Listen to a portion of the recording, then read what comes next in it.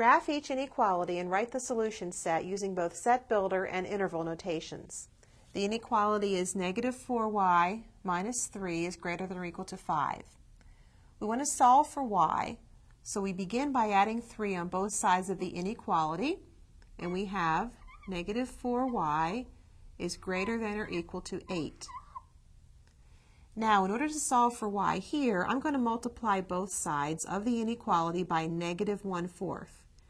Whenever we multiply an inequality on both sides by a negative number, the direction of the inequality symbol must change. So I'm going to write negative 1/4 times negative 4y, and now I'm going to write that that is less than or equal to negative 1/4 times 8.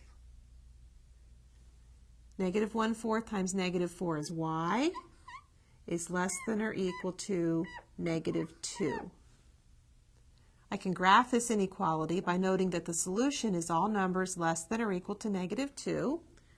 So I'll mark off a 0 and a negative 2, and then I'll use a bracket at negative 2 to show that I'm including negative 2 and all numbers less than negative 2. So this is the graph of all numbers less than or equal to negative 2. The solution set in set builder notation is then the set of all y such that y is less than or equal to negative 2. And in interval notation, we have the set of numbers from negative infinity to negative 2, including negative 2.